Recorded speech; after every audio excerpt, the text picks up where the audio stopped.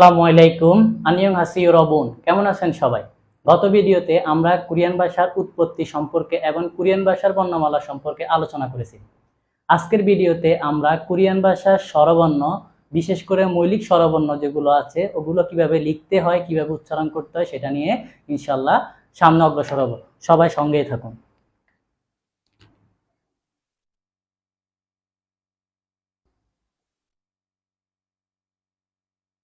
Korean ভাষায় স্বরবর্ণ মোট 21টি। কোরিয়ান ভাষায় স্বরবর্ণ মোট 21টি। এই 21টির মধ্যে মৌলিক স্বরবর্ণ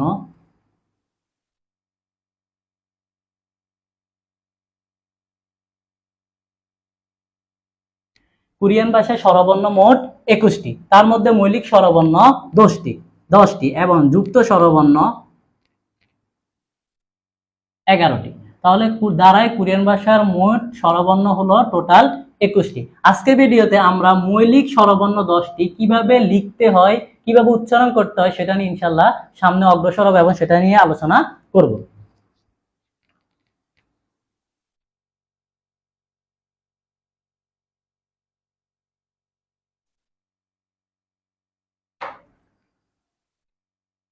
মৌলিক স্বরবর্ণ কোরিয়ান হলো মৌ।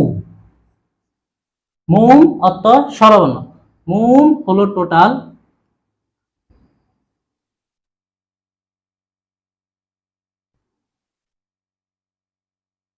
মৌলিক স্বরবর্ণ মোট 10টি। এই 10টি স্বরবর্ণ লিখতে হলে আমাদেরকে একটা ইংরেজি বর্ণ দেখতে হবে, সেটা হলো টি। এই টি বর্ণটাকে যদি আমরা একটু ভালো করে দেখি এবং কি ভালোভাবে পর্যবেক্ষণ করি তাহলে বুঝবো যে এই টিটাকে যখন আমি এই টির স্ট্রোকটা এখন নিচ দিয়ে আছে, এই টির স্ট্রোকটা এখন ডানে আছে, এই টির স্ট্রোকটা এখন উপরে আছে, আর এই টির স্ট্রোকটা এখন বাম দিকে আছে। এই উপরে নিচে ডানে বাম দিয়ে আমরা টোটাল 8টা বর্ণ লিখতে পারবো। সেটার সাথে বাড়তি একটা স্ট্রোক আমরা যোগ করে করে লিখবো। একদমই সহজ দেখাচ্ছি।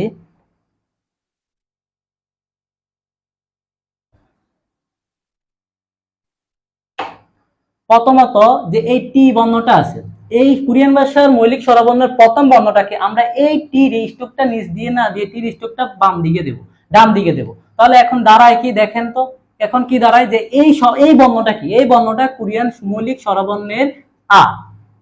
কোরিয়ান মৌলিক স্বরবর্ণের আ।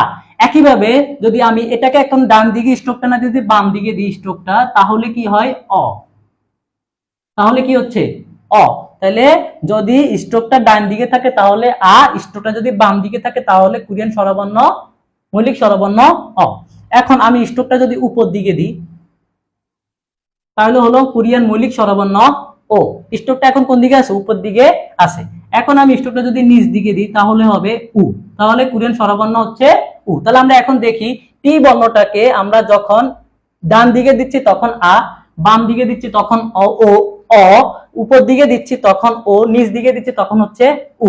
এবার আমরা এই একই বর্ণগুলোকে যদি 4 ভাবে হিসাব করে দেখেন, আমরা যদি খেয়াল করি যে এই বর্ণটা আমি আবার লিখলাম তাহলে কি হচ্ছে আ।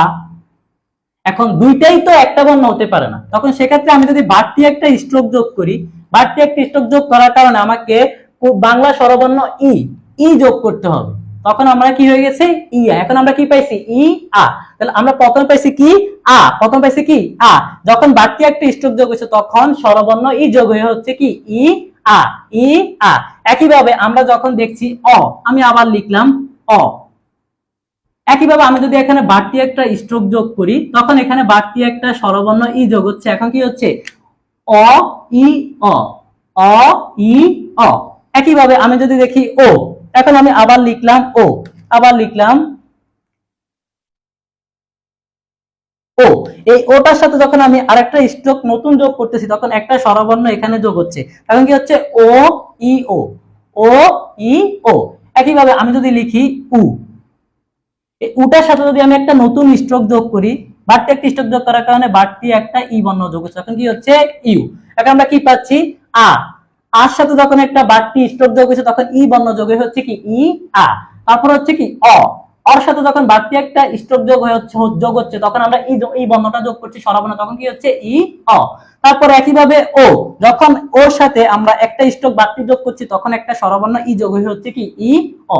তারপর হচ্ছে কি উ, উ উর সাথে যখন আমি বাড়তি একটা স্ট্রোক যোগ করছি তখন আমাকে কি করতে হচ্ছে একটা স্বরবর্ণ বাড়তি ই যোগ করতে, তখন কি হচ্ছে ইও। তো আমরা মোটামুটি 8টি বর্ণ পেয়ে গেছি, আর 2টি বর্ণ আছে। 8টি বর্ণ আবার একটু বোঝার চেষ্টা করি। আ ই আ, আ ই আ, আ ই আ, ও অ ই অ, ও ই ও, উ ই উ, উ ইউ, উ ই উ, একসাথে আমরা বলবো কি ইউ। এখন আমাদের 2টা বর্ণ বাদ আছে।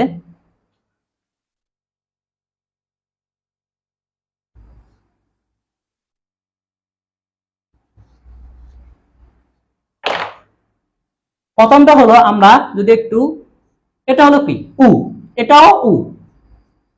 এখন আমরা আগে পাইছি যে এটাও উ এটাও উ, পার্থক্যটা কি?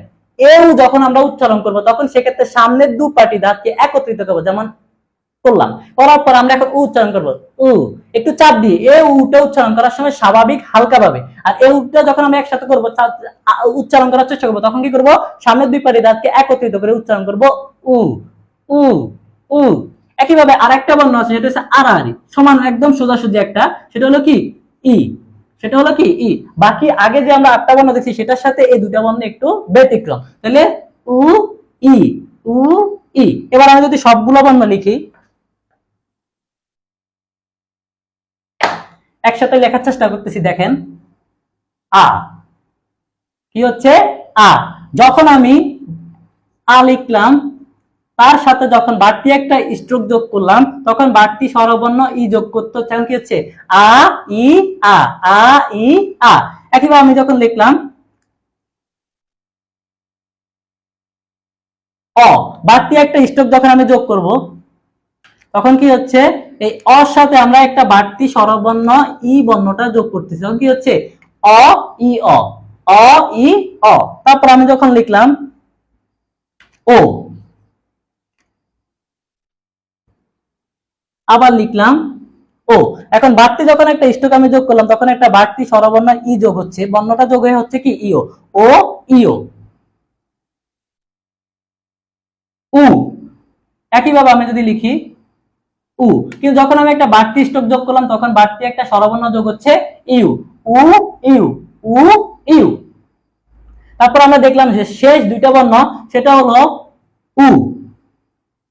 তখন এই উটা উচ্চারণ একটু ব্যতিক্রম, এই উচ্চারণটা একটু কি ব্যতিক্রম। কেন ব্যতিক্রম? যে এ উটা আর এ উটা একই রকম, কিন্তু উচ্চারণের ক্ষেত্রে এবং কি বর্ণের ক্ষেত্রে বর্ণ দুটো আলাদা, উচ্চারণের ক্ষেত্রেও কিন্তু আলাদা আছে। যেমন এটাও উ এটাও, তবে এ উটা হালকা করে উ, আর এ উটা উচ্চারণ করার সময় দুই পাটি দাঁত একত্রিত করে উ, দুই পাটি দাঁত একত্রিত করে কি উচ্চারণ করতে হবে উ। তারপর শেষে হলো লম্বা লম্বি একটা ই। তাহলে আমরা দেখি কি হচ্ছে আ একটা বাড়তি স্ট্রোক যোগ হয়ে হচ্ছে ইয়া, অ একটা বাড়তি স্ট্রোক যোগ হয়ে ই অ, ও একটা বাড়তি স্ট্রোক যোগ হয়ে ই ও, উ একটা বাড়তি স্ট্রোক যোগ হয়ে ই উ। তারপর হলো উ ই, উ ই, উ ই। আমরা আবার একটু পড়ি আ ইয়া, অ ইও, ও ইও, উ ইউ, উ ই, আ ইয়া, অ ইও, উ ইও, ও ইও, উ ইউ, উ ই। আবার আ ইয়া, অ ইও, ও ইও, উ ইউ, উ ই। ইনশাআল্লাহ এভাবে চেষ্টা করলে আমরা কোরিয়ান স্বরমৌলিক স্বরবর্ণ 10টি খুব সহজে আয়ত্ত করতে পারবো। তো আজকের মতো আমাদের ভিডিওটা এই পর্যন্ত।